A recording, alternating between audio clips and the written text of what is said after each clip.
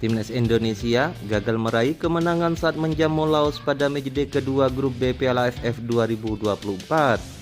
Pertandingan yang penuh dengan drama ini harus berakhir dengan skor imbang 3-3. Namun keputusan kontroversial wasit Hiroki Kasahara telah memicu protes keras dari jajaran tim dan supporter Timnas Indonesia. Bahkan Presiden AFF langsung turun tangan menanggapi laga kontroversial ini. Bermain di Stadion Manahan Solo, Timnas Indonesia dan Laos menampilkan permainan yang saling menyerang. Pertandingan berjalan menegangkan sejak awal. Laos unggul cepat di menit ke-9. Namun, Timnas Indonesia membalas lewat Kadek Arel pada menit ke-12 sebelum Laos kembali unggul 2-1 melalui Patana Pomatep di menit ke-13. Muhammad Ferrari menjadi penyelamat Indonesia di babak pertama dengan golnya di menit ke-18 menyamakan skor menjadi 2-2 hingga turun minum. Di babak kedua, Marcelino Ferdinand harus keluar lapangan lebih awal setelah menerima kartu merah di menit ke-69. Meski bermain dengan 10 pemain, Timnas Indonesia justru kembali unggul 3-2 3 menit kemudian lewat sundulan Muhammad Ferrari hasil umpan sepak bola Donitri Pamungkas. Namun di menit ke-77, Laos kembali menyamakan skor menjadi 3-3 lewat gol Peter Patafong yang memicu kontroversi. Gol ketiga Laos ini dianggap kontroversi karena terlihat bola sudah out dalam prosesnya.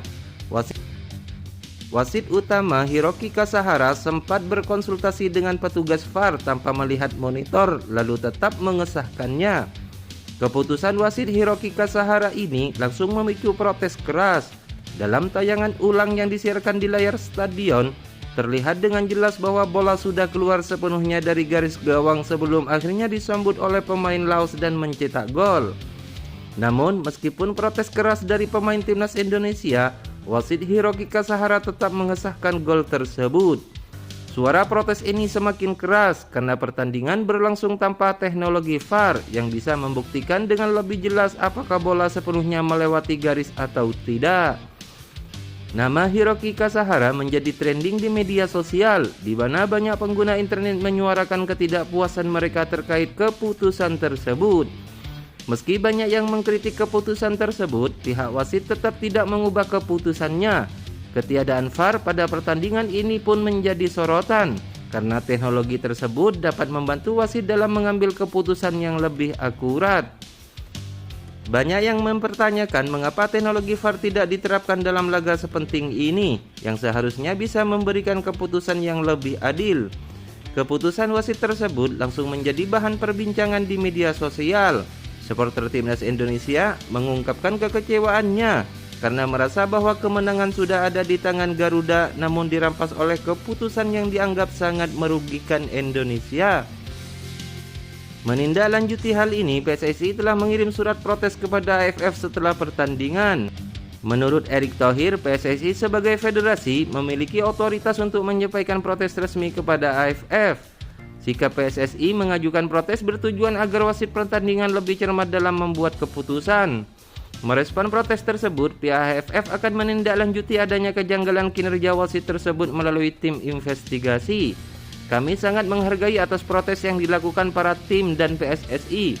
Mereka juga berharap tak ada lagi keputusan-keputusan tidak adil di sepak bola Indonesia ke depannya.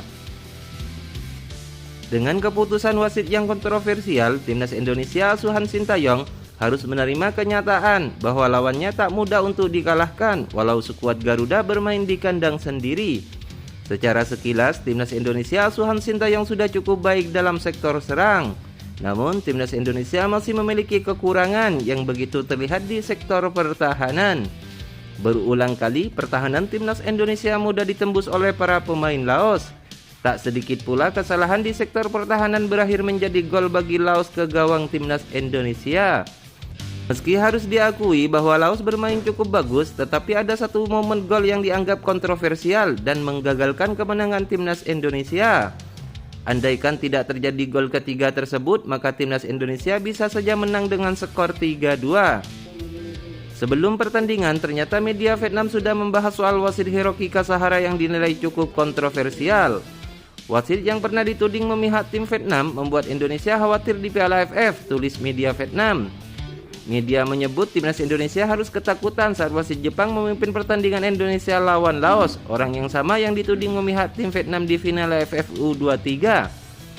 Media Vietnam mengingatkan kembali soal kepemimpinan Hiroki Kasahara saat menjadi wasit dalam pertandingan timnas Indonesia melawan Vietnam di final Piala AFF 2023. Khususnya wasit Hiroki Kasahara pernah menimbulkan kontroversi hingga membuat marah media Indonesia setahun lalu. Ia pernah menguasai pertandingan final turnamen U23 Asia Tenggara antara U23 Vietnam dan Indonesia.